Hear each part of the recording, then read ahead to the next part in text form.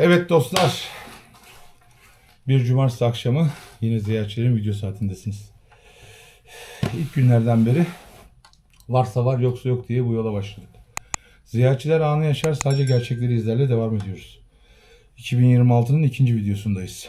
Her çarşamba canlı yayınlarımız devam edecek. İlk canlı yayınımızı geçen çarşamba yaptık.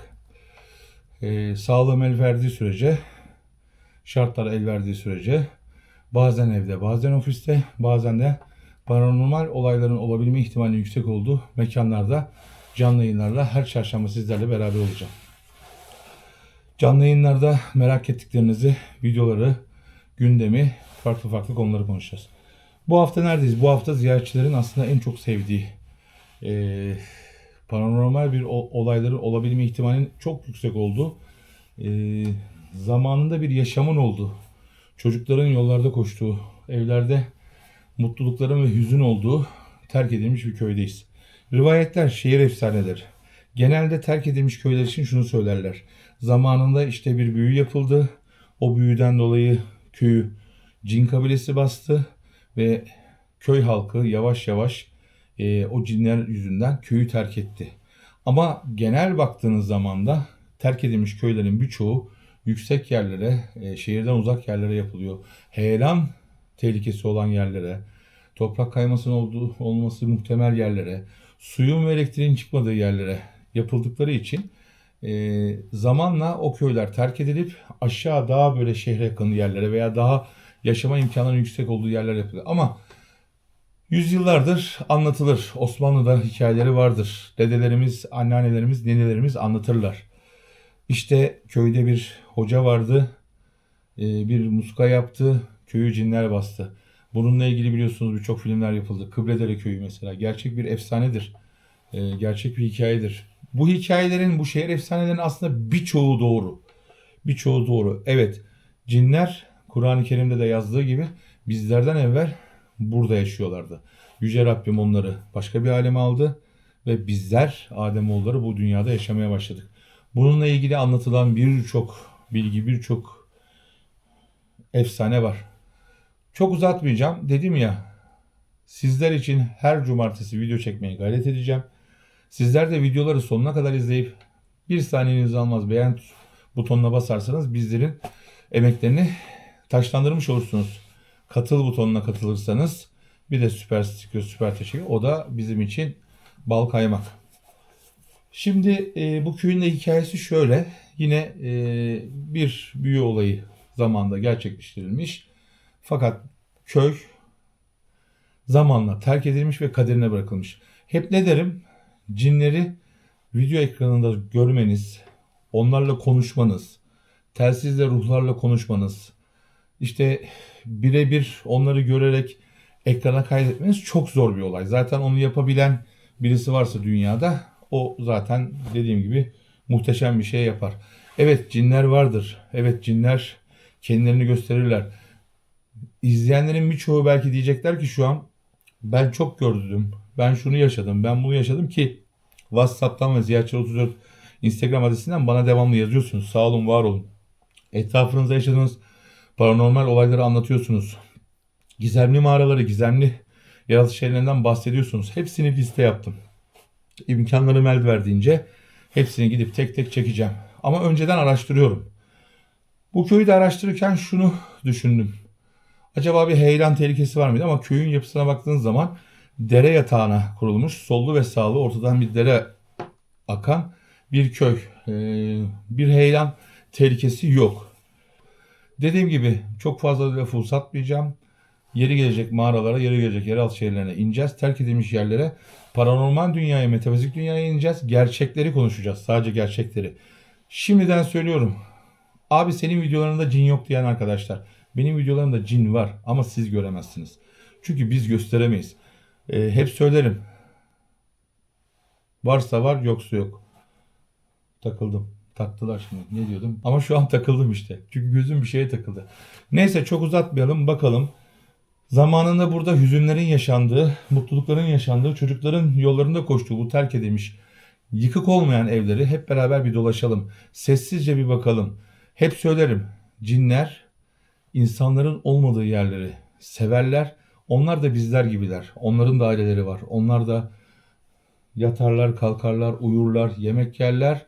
Onların da çocukları vardır. Ee, insanlardan uzakta olmayı tercih eder ve yaşarlar. Yine söylüyorum, bu çok önemli. Bunu artık bilmemiz lazım. Çünkü bazı kanallarda görüyorum. Maalesef hepsi cinlerle konuşuyorlar. Cinlerle tavla oynuyorlar. Cinlerle sohbet ediyorlar. Telefonlarla, ruhlarla konuşuyorlar. Allah onlara da hidayet nasip etsin inşallah. Gerçek olan şu ki aramızdalar, varlar ama bu tarafa geçen cinni varlıklar tamamı ifrit ve iblisin askerleri. İyi niyetli bir cin buraya geçmez, bu boyuta geçmez. Müslüman bir cin veya Allah'a inancı olan bir cin bu tarafa geçmez. Geçenlerin de görevleri vardır.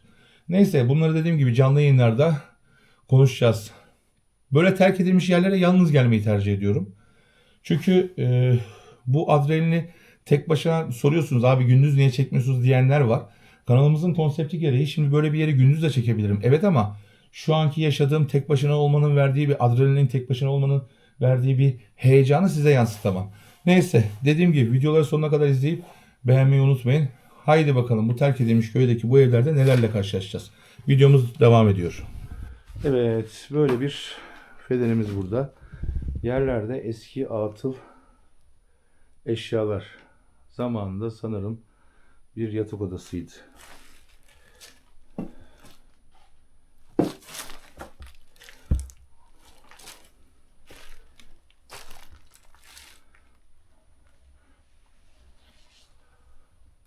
Köyde şunu söyleyeyim arkadaşlar. Köyün girişinde 2 tane küçükbaş hayvanların yaşadığı diyelim 2 tane ağıl var. Orada 4-5 tane köpek var. Köyün girişindeler. Onların havlamalarının sesini duyabilirsiniz. Köyde şu an yaşayan yok. Böyle ıssız yerleri mümkün olduğu kadar sessizce ve görüntüleri yavaşça çekeceğim ki siz ziyaretçiler ailesi o kadar dikkatli izliyorsunuz ki benim gözümden kaçan görüntüleri çok net çekebiliyorsunuz.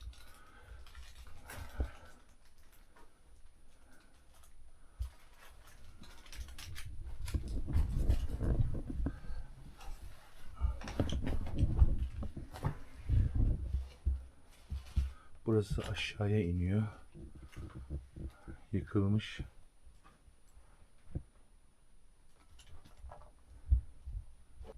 Evet. Şu görüntü bile ne kadar güzel arkadaşlar, değil mi? Zamanında bu evde bir yaşam vardı. Burası tamamen yıkılmış.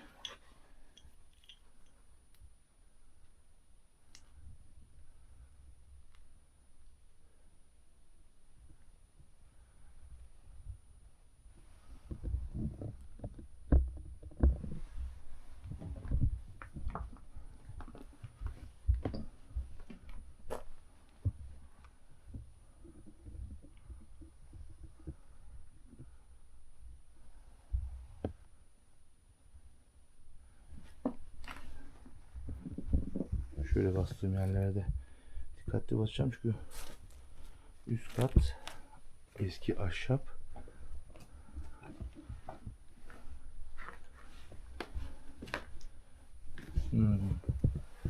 Küçücük bir kız çocuğunun terliği. Eski eşyalar. Bu eşyalar bile neden bırakılmış? Alınmadan neden terk edilmiş gitmiş?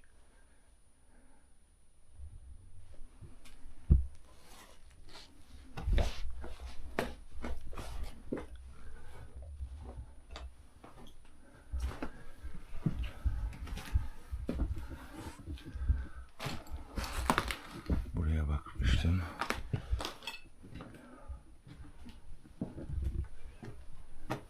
Bu sefer değişiklik yapıp şuradan girdim arkadaşlar. Şimdi biraz sonra diğer evlere de bakacağız.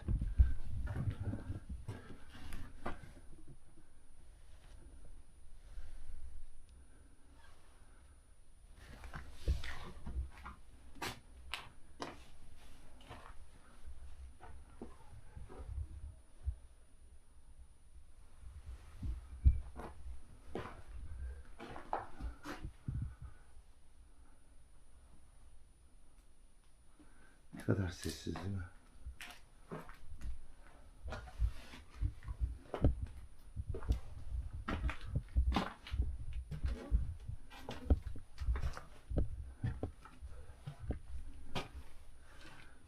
Burada bir sıkıntı var mı bakalım.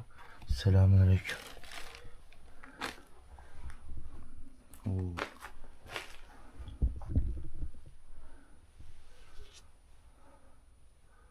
Buralar kapatılmış.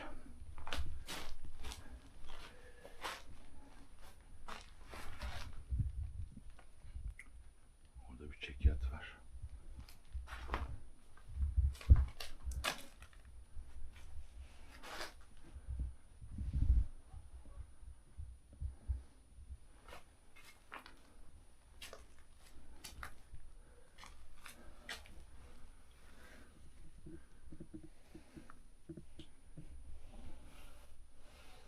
İlaç kutuları.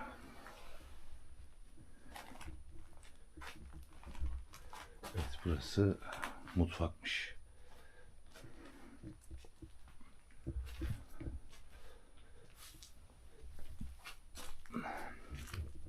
Ayakkabılar, terlikler hepsi bırakılmış.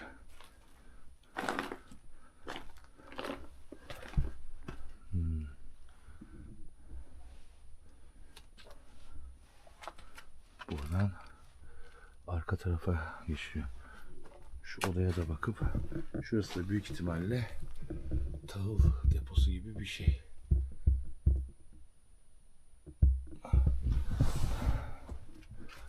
Şöyle yapalım. Şu odaya da bakıp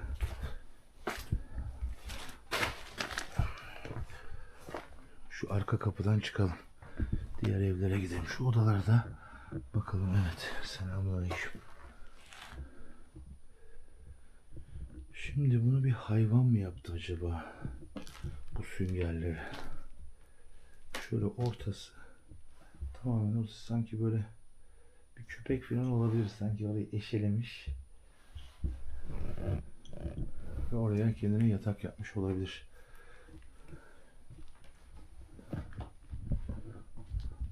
Şu görüntülere bayılıyorum arkadaşlar. Bakın. Sessiz.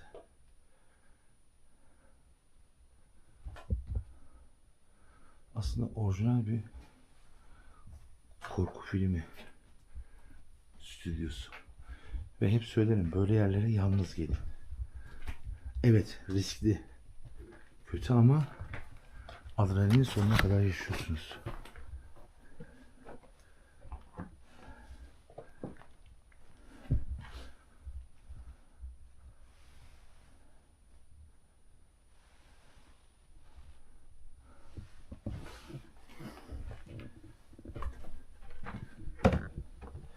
Sanırım bir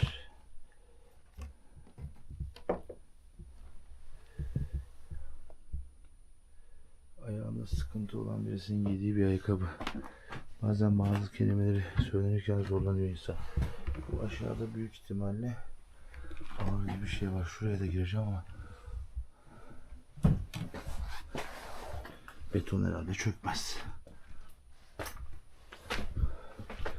Bayağı büyük bir evmiş burası. Bak, buralar beton. Şuraya baktığınız zaman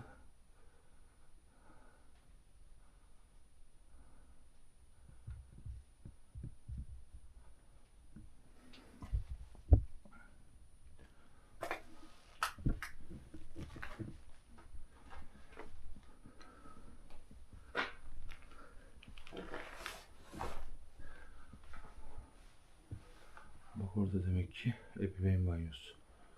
Havuz varmış.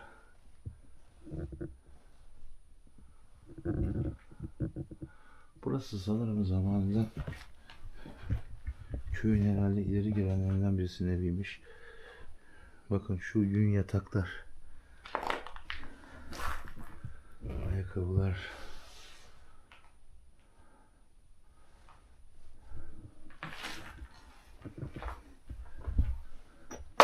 Burası yine dışarı çıkıyor. Bayağı büyük bir evmiş arkadaşlar burası. Burada şömine varmış ama yıkılmış. Bakın.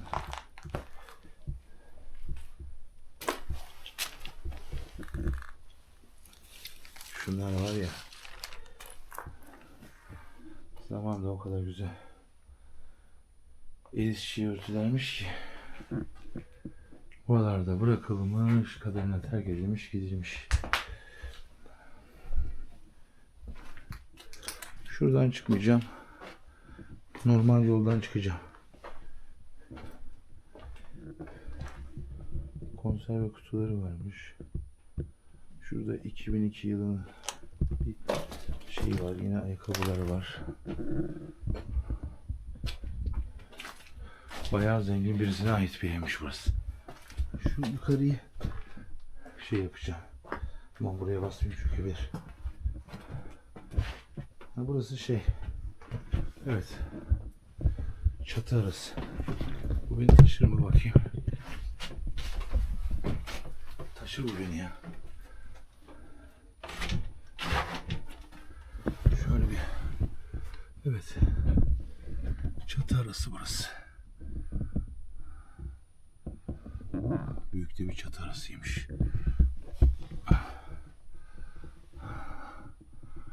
Küçük toplar var.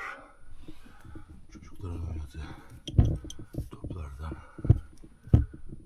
Şöyle. Evet. Çarçöp şimdi. Buradan düşmeden inersem ben bu işi başarırım. Ama aşağıya inmeyeyim tabi. Evet. Şimdi şuradan dışarı çıkıp haydi bismillah buradan devam edelim. Dışarı doğru çıkalım. Burası zaten mutfaktı. Şimdi diğer evlere doğru koşalım. Şimdi bu köyde bir de evet işte bakın ne kadar sessiz değil mi? Bakın mantarları.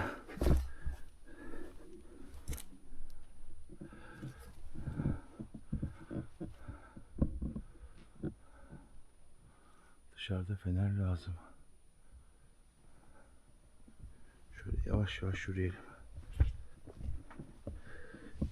Yağmur yağmış. Yerler çamur. Bakın. Tamamen yıkılmış. Bu deminki odanın işte şeyi şöminesiymiş. Yıkılmıştı. Demin bu odaya girmiştik. Şuradan böyle bir devam edelim. Taş yapı. Yerler taşlık. Şöyle bir. Şimdi bu köyde benim ilgimi çeken bir şey şuydu. Biliyorsunuz yetimhane deyince akan sular duruyor. Geçen canlı yayında bahsetmiştim. Rum yetimhanesi ile ilgili videoları niye belli bir ara verdiğimi. Zamanında bir evmiş ama doğaya fazla yorulamamış. Yıkılmış. Yetimhane varmış arkadaşlar. Yetimhane olarak kullanılmış bir bina varmış. O binayı da inşallah bulacağız. Şu görüntüleri bir alalım. Şöyle bir girelim bakalım. Bismillahirrahmanirrahim. Selamünaleyküm.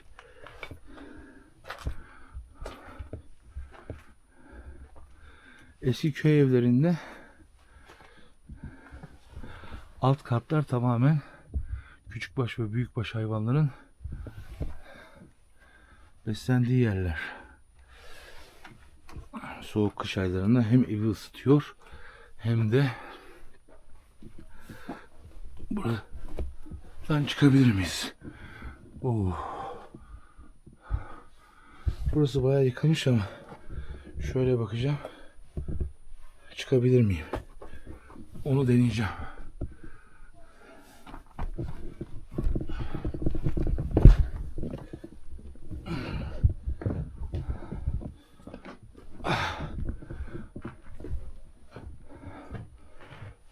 Bu duvar tamamen yıkılmış.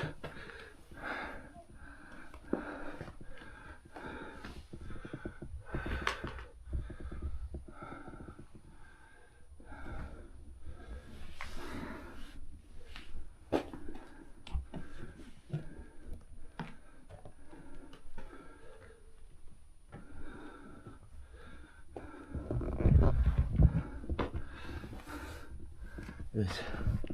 Buranın girişi niye böyle? Çözemedim. Burada da duvar yıkılmış.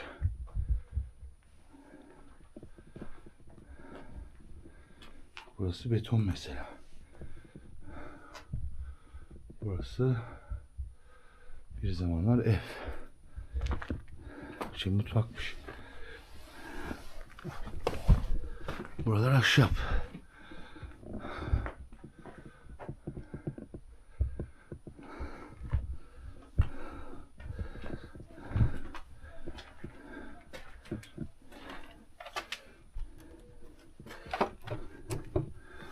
Burası gitti mesela.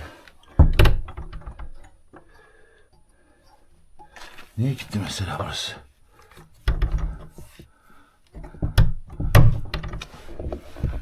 Burası özellikle kilitlenmiş herhalde. Niye kilitlendiğini çözemedim. Selamünaleyküm.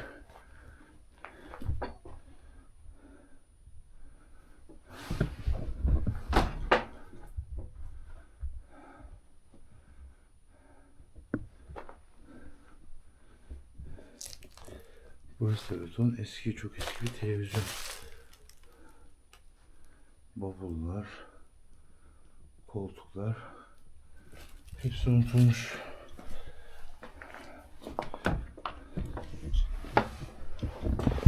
Fakat burada ne? Gitti. Şuradan dil takılmış ama bunu açacak küçük bir şey yok. Bu özellikle kilitlenmiş. Özellikle kilitlenmiş ama açmayacağım. Kilitlendiyse vardır bir sebebi. Şuradan yan odaya bakacağım. Ama duvar duruyor. O oda niye kilitlenmiş? Ama açmayacağım. Böyle durumlarda açmamam gerektiğini hissediyorum. Kilitlendiyse vardır bir sebebi. Şimdi buradan çok dikkatli inmem lazım. Şu ışığımı kapatayım. Çünkü destek alarak ve bir yerlere tutunarak inmeliyim.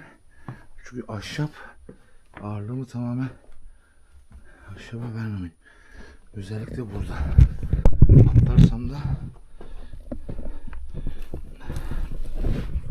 bu basınçta orayı çökertiriz. Evet. Düştü.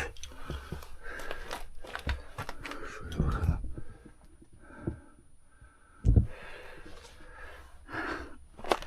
Oh. Var ya.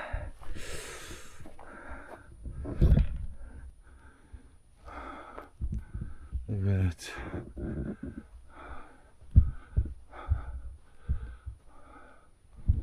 Burası başka ev. Şöyle yavaş yavaş yukarı doğru gidelim. Şuraları çekelim.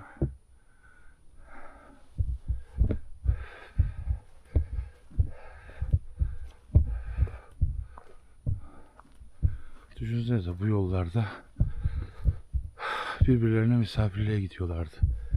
Geliyorlardı. Bu hanelerde ocaklar tutuyordu.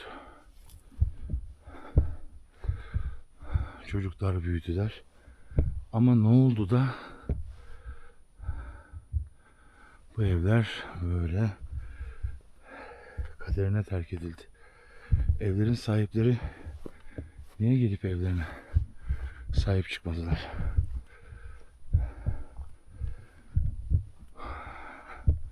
Şimdi şurada dere var. Derenin öbür tarafında 4-5 tane ev var. Genelde evlerin çoğunluğu burada. Çoğu yıkılmış.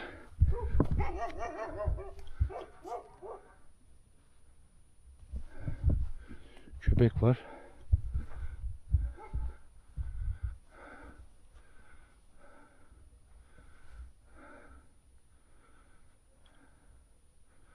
Buraya geliyorum. Bu çoban köpekleri de çok şey olur arkadaşlar ha. Bu çoban köpekleri çok tehlikelidir arkadaşlar. Yani tamamen şurada da bir ev var. Şu eve de gireceğim.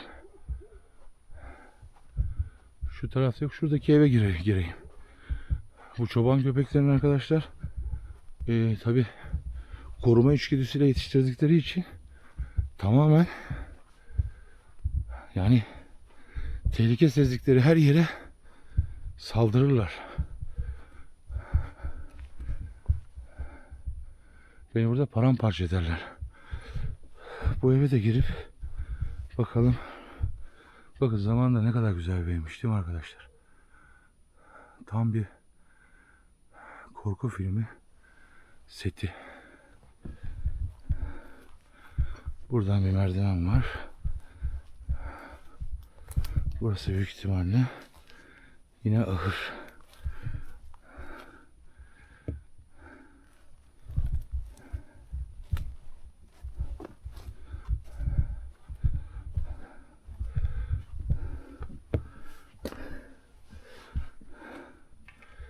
Selamun aleyküm.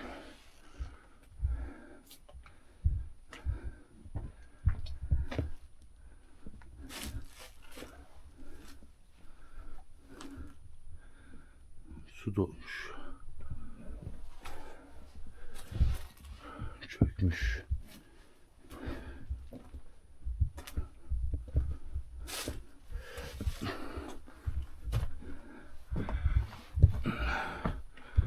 Oo.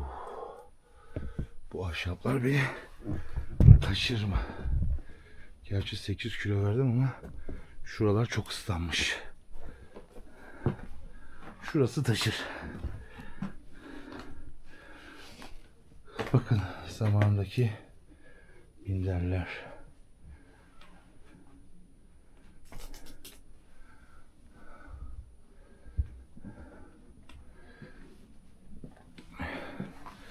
Şu taraf tamamen çökmüş.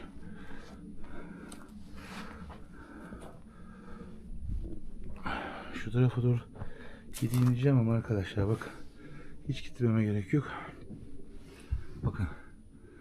Tamamen çökmüş.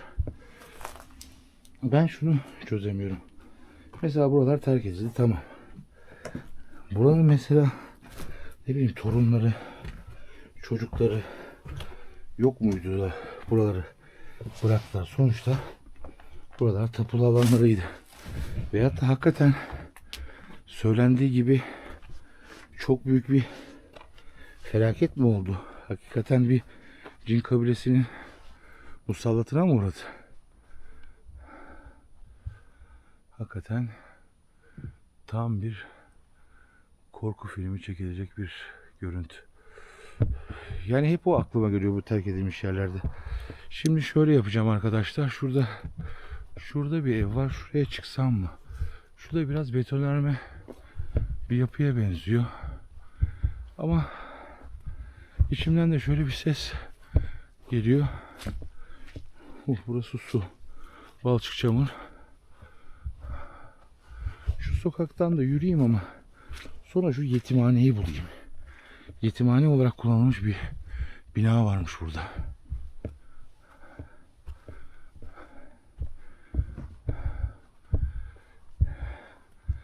Ne kadar değişik bir ortam değil mi arkadaşlar?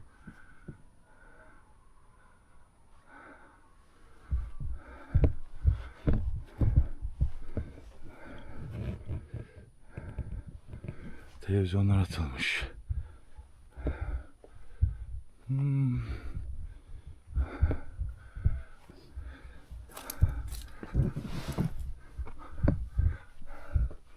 Çok enteresan. Çamur akmış.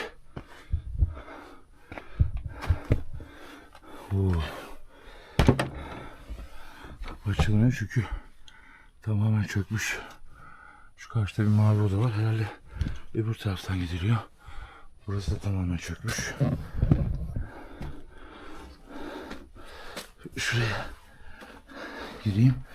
Selamünaleyküm.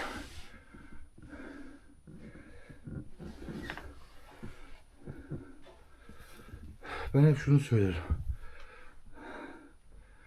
Ya bu benim inancım. Eğer bir mekana girdiyseniz ve şöyle bir askıda bir kıyafet varsa bu metafizik varlıkların, yani burada yaşayan kabilenin, ailenin verdiği bir işaret. Yani ben buradayım diyor. Burası benim alanım diyor. Çünkü şöyle düşünün. Hatta birkaç videomda görmüşsünüz. Evler yıkılmış tamamen. Ama gelinlikle damatlık vardı askıda. Toz yoktu üstünde. Düşünün. Diğer kıyafetler yerde. Bu tabii benim inancım. Katılırsınız veya katılmazsınız. Diyor ki burası benim alanım. Enerjisi zaten yüksek. Zarar vermeyeceğimizi çok iyi biliyorlar. Ama sonuçta şöyle düşünün. Sizin yaşadığınız eve gecenin bir yarısı birisi gelse dolaşsa siz ne hissedersiniz? Siz onu görüyorsunuz ama o sizi göremiyor. Bak burada bir kırlangıç zamanında yuva yapmış. Fakat şurada garip bir şey var. Şurası sanırım bir mühürmüş. Gazeteler eski. Tabak. Bakın bunlar çok önemli detaylar. Ciddi önemli detaylar bunlar. Evin mutfağı.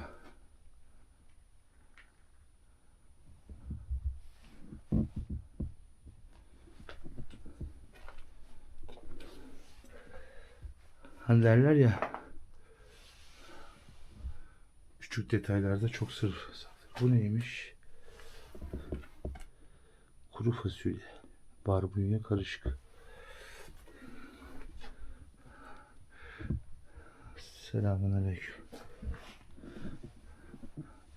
İnanın bakın şunun şöyle olmasında bile bir sebep vardır. Bunlar hep işarettir. Halı, yatak. Şuraya basmayacağım, tuzak olabilir çünkü şurası çok ıslanmış.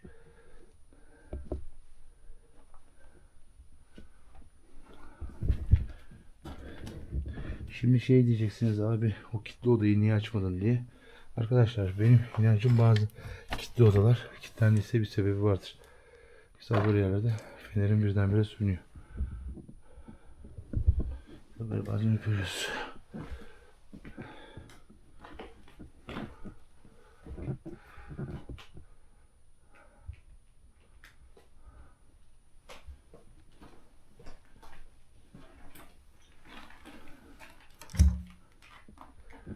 Zamanında bir dolap olarak kullanılmış. Bir de kapısını kapalı bulduğunuz yerini böyle yerlerde ben tavsiye kapısını yine kapatın. Kızdırmayın. Evet. O taraf tamamen yıkılmış. Buradan yavaş yavaş inelim çünkü şöyle ki çamur akıntısı olmuş.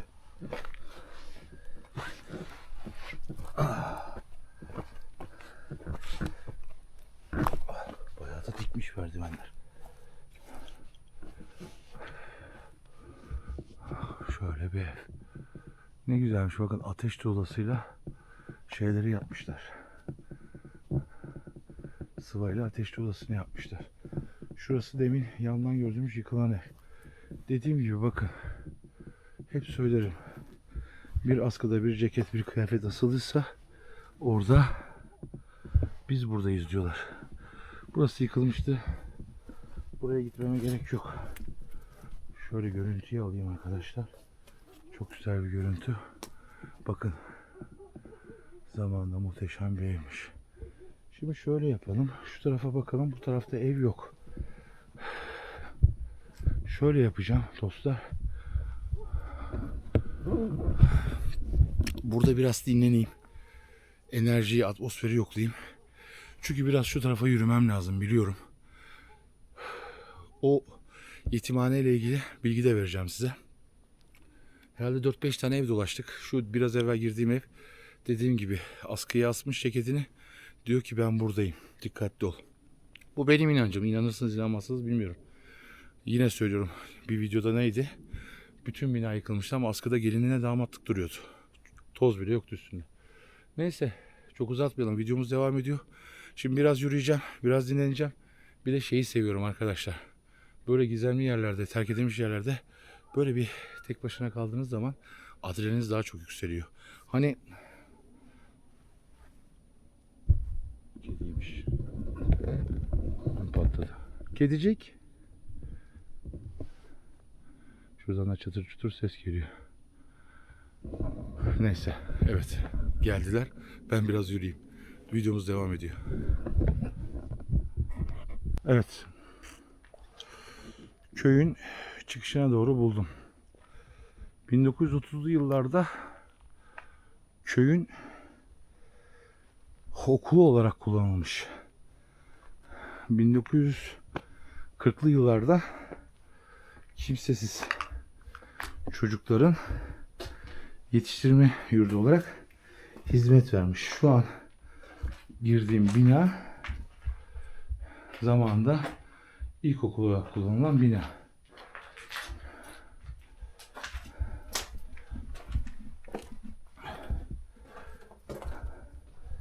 Daha sonra 1940'lı yani 48 yılı diyorlar ama işte kimsesiz çocukları, mesela bakın, burası köyün girişi. Daha sonra 1948 yıllarda yetiştirme yurdu olarak Anadolu'daki kimsesiz çocukları getirip burada yetiştirme yurdu olarak kullanmışlar ama bazı kaynaklara göre de Anadolu'daki Ermeni çocukları buraya getirip burası yetiştirme yurdu olarak kalmış. Şimdi şöyle bir içini bir dolaşalım. Şurası dediğim gibi tahmin ediyorum herhalde zamandaki ilkokuldu. Çünkü bu yapı, evet, eski taş yapı ama terk edilmiş. 1984 yılında da tamamen terk edilmiş. Şurada da bakalım, deminki girdiğim binanın yıkık tarafları. Buralar büyük ihtimalle, şöyle açalım.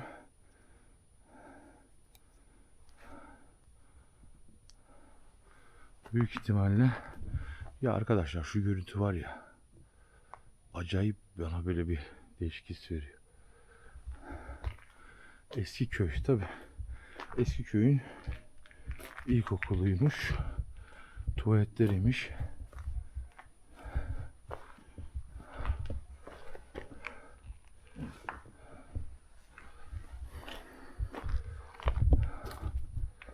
Bu özellikle Rum yetimhanesi dosyasından sonra bu yetiştirme yurtları olayları benim çok dikkatimi çekmeye başladı. Şuradan girmeyeceğim. Yalnız şu görüntü çok güzel. Şunu böyle bir çekmek istiyorum.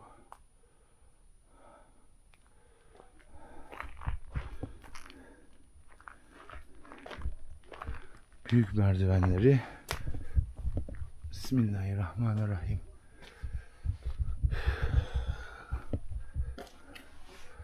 Burası herhalde giriş olamaz. Neden? Çünkü bilmiyorum ama yorumlarda şurada bir şey mi parlıyor? Yok. Bahsedin. Girişte böyle bir su içme yeri ve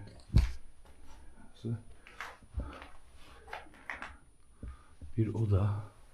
Evet, yani zamanla tadilat görmüş. Ama dediğim gibi 1984 yılında tamamen terk edilmiş. Ama işte bu köy 1984 yılında mı terk edildi? Bazı kaynaklar 1980-79'lu yıllar diyor. Burası da bir odaymış. Zamanında orada bir duvarda, çerçevede iz olmuş. Evet, yataklar atılmış. Bakalım bu dosyalarda neler bulacağız.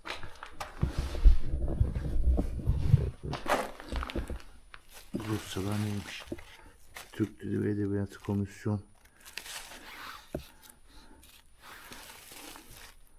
Taylan Araslı 5A İlkokulu. Mürevvet Bilgin. Eşofman. Bakın, aslında bunlar var ya, tarihi belgeler. 97 yazıyor.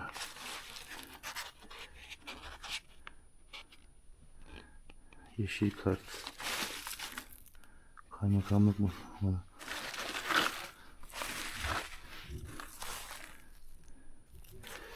Eski evraklar çöp olmuş. Okumaya başlıyorum. Engin Türkçe resim. Herhalde öğretmenlerin tuttuğu öğrenciler hakkındaki not defterleri.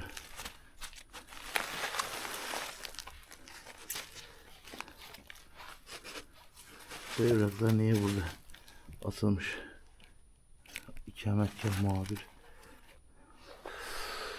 Resmi evraklar. Demek ki acaba resmi daire olarak kullanılmış mı?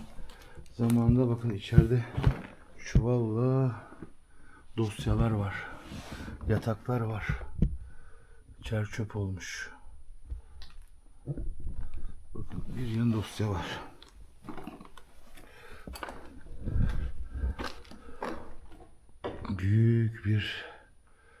Büyük ihtimalle arkadaşlar burası yatakhaneymiş. Yerlerde eski dosyalar.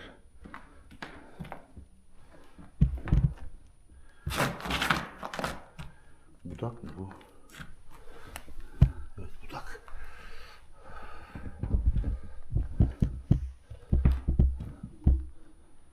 Bir yığın resmi evraklar, dosyalar atılmış.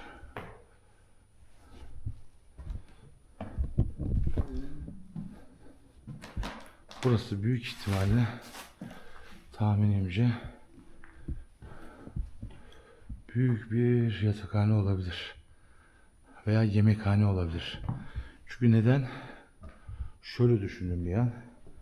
Şuradan yemekler verilip olabilir. Yatakhane de olabilir.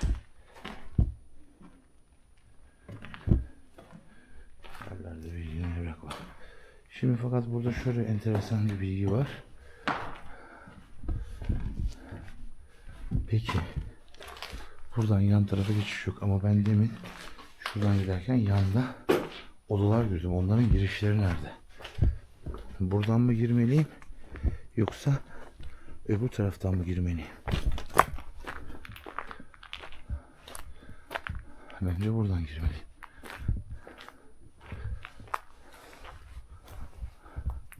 Bu demin, evet, demin dediğim doğru. Demek ki burası yemekhaneymiş, mutfakmış. Çünkü buradan o deminki büyük yer, bakın, burası doğru, mutfak. Mutfaktan buradan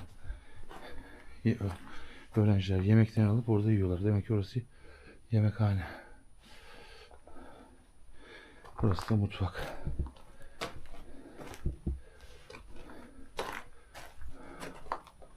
Sanırım bulaşıkhane.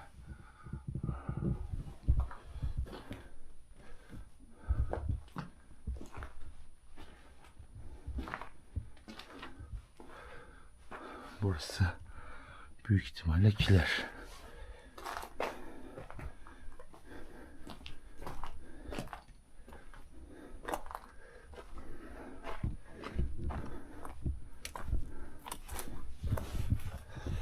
Peki. Burası, orada bir oda mı var? Bir giriş mi var? Onu bilmiyorum. Şurada sanki oradan tuvalet miydi acaba? Burası demin girdiğim mutfak. Burası o kiler gibi değil. Burası herhalde mutfak.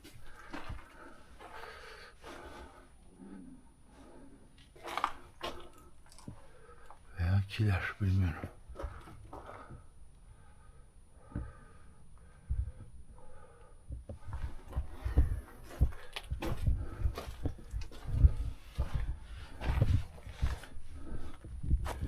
Şurası çok kötü kayıyor.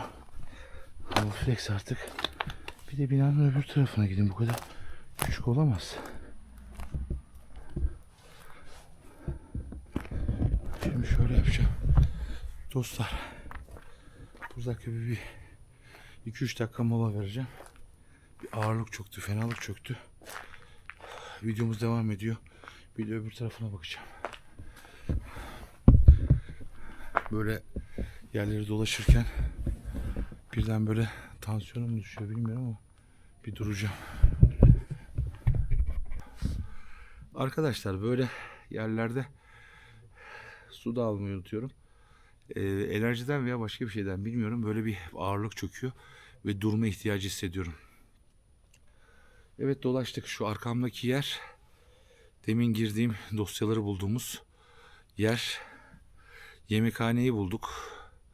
Burası demek ki yemekhaneymiş. Şu tarafa gittik. Orada mutfağı bulduk. Fakat şurada biraz böyle bir merdivenlere oturma ihtiyacı hissettim. Fakat kendime böyle hani bazen şey diyorsunuz işte ben korkuyorum. Korku beynimizde arkadaşlar. Beynimizde yapıyoruz korkuyu. Tabi ister istemez terk edilmiş bir yerdesiniz. Evet, belki yerleşim yeri yakın, bir 6-7 kilometre var.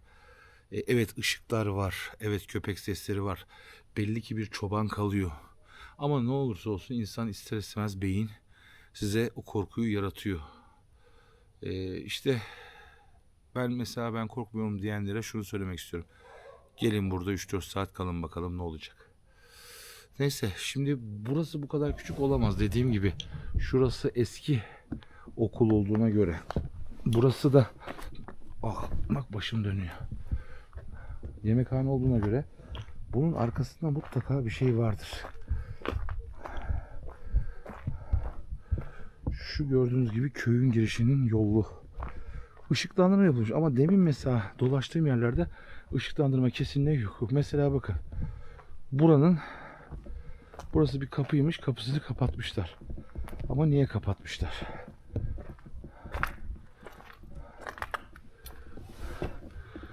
Hiç uğraşmayayım. Oradan mutlaka bir girişi vardır. Evet, şimdi oldu bak. Çünkü bu kadar küçük yetimhane yetiştiremiyoruz da olmaz. Büyük bir bahçesi var.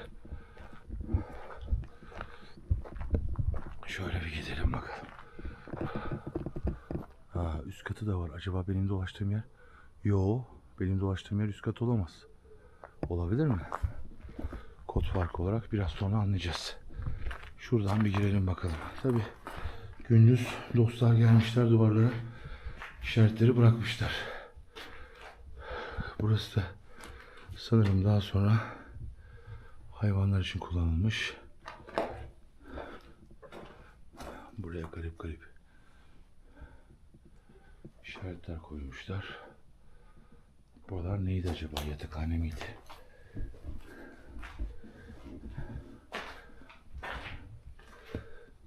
Ateş yakılmış. Duvarlarda bazı çirkin sözler var. Onları almayalım.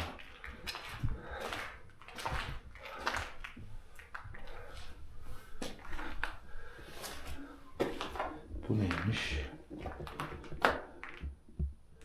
Bir çuvalın içinde kireç herhalde.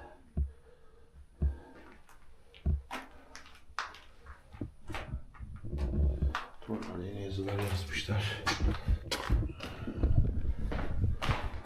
Şimdi burası neydi? Burası neydi? Hep böyle binalarda araştırdım, arşivi. Binanın şeyini bulamadım. Yani eski mimari çizimi falan bulamadım. İşte biraz evvel gördüğünüz duvarlarda. Şimdi eğer şu benim üstte dolaştığım yerlerde şey vardı. Direkler vardı. Büyükmüş, evet. Tamam. Şimdi oldu. Burası üst kat. Şöyle sona doğru gidelim. İşte şimdi bir büyük yetiştirme yurdu olmuş olabilir. Bahçesi falan büyük çünkü. Buralar bana hep gizemli gelir.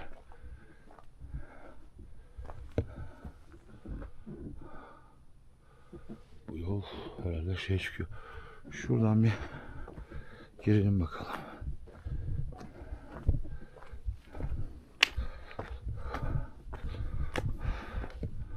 Bismillah.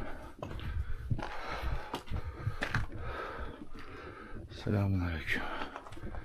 Hep diyorlar, abi selam veriyorsun. Bir gün birisi aleykümselam dese ne yapacaksın?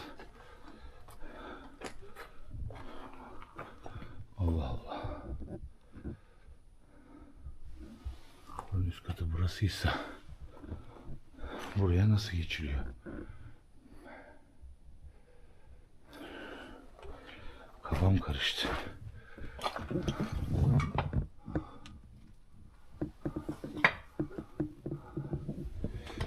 Kafam karıştı. Bir dakika. Şimdi yandan gidiş yok. Buranın tavanı yıkılmış. Tamam. Şimdi bina burasıysa, bu oda burasıysa,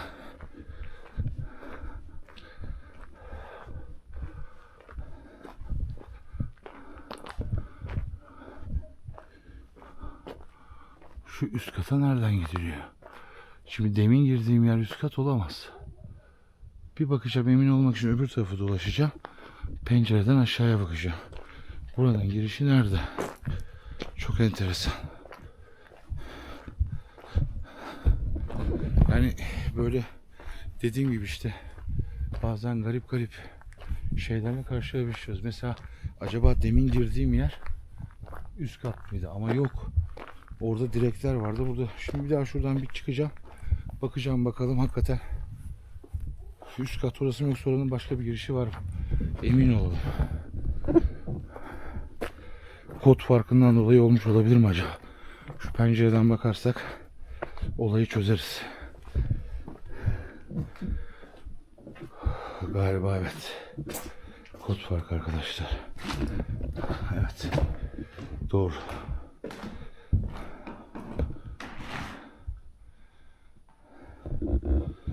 Tahta. Doğru. Evet. Kod farkı. Demek ki buralar yemekhaneydi. Evet dostlar. Dediğim ya videonun başında da bir şekilde terk ediliyor. Bir şekilde kaderine bırakılıyor. Kafamın almadığı şey şu. Şehir efsanesi. Gerçek. Büyüler yapılıyor. Musallatlar oluyor. Cinler köyü ele geçiriyor. Ve insanlar evlerini terk ediyor. Ama neden geri dönmüyorlar? Şimdi dolaştık. Evet, enerjisi var. Bir evde ceket, tabak vardı. Biliyorsunuz kabileler böyle yerleri seçerler. İnsanlardan uzakta olmayı seçerler. Burada eski Bağkur SSK dosyaları, resmi evraklar. Evet, yetiştirme yurdu olarak kullanılmış. Ve işte bir kaynağa göre de Anadolu'daki Ermeni çocuklar gelip kalıyormuş burada. Hep bir efsaneler, hep bir rivayetler. Birçoğunuzun sevdiği terk edilmiş köyler.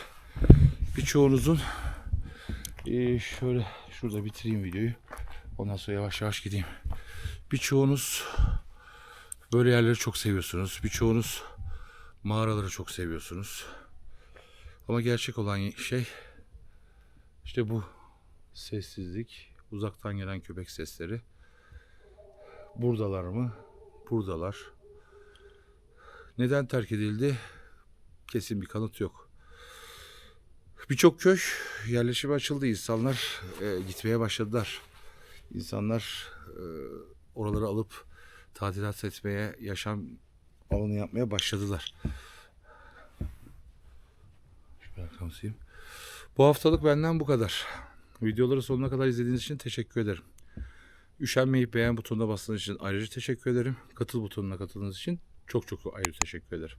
Her hafta, her cumartesi sizlere video yayınlamaya devam edeceğim. Sağlığım el verdikçe, maddi durumum el verdikçe. Mağaralara gireceğiz, yeraltı şehirlerine gireceğiz. Terk edilmiş yerlere gireceğiz. Paranormal dünyayı, metafizik dünyayı açacağız. Her çarşamba canlı yayında. Bazen evde, bazen ofiste, bazen dışarıda, bazen dış mekanlarda. Ama her hafta 2026'da canlı yayın yapmaya gayret edeceğim. Sorunuza cevap vermeye. Mağarada bir gece konaklama konsepti yapacağız. Çok değişik şeyler yapacağız. 7 serinin ikinci kitabı Evim Yerinin Altı sona doğru Nisan'da tüm kitapçılarda olacak. Serinin ilk romanı Evim Yerinin Altı Arayışı, okumadıysanız mutlaka okuyun derim. Kağıtlarınızı, kalemlerinizi hazırlayın. Her çarşamba sorularınıza mümkün olduğu kadar cevap vermeye çalışacağım. WhatsApp'tan ve Instagram'dan bana zaten ulaşıyorsunuz. Zaten söylüyorsunuz. Hepinizi sonsuz sevgi ve saygıyla selamlıyorum. Bir videonun daha sonuna geldik. Allah'ın selamı üzerinize olsun.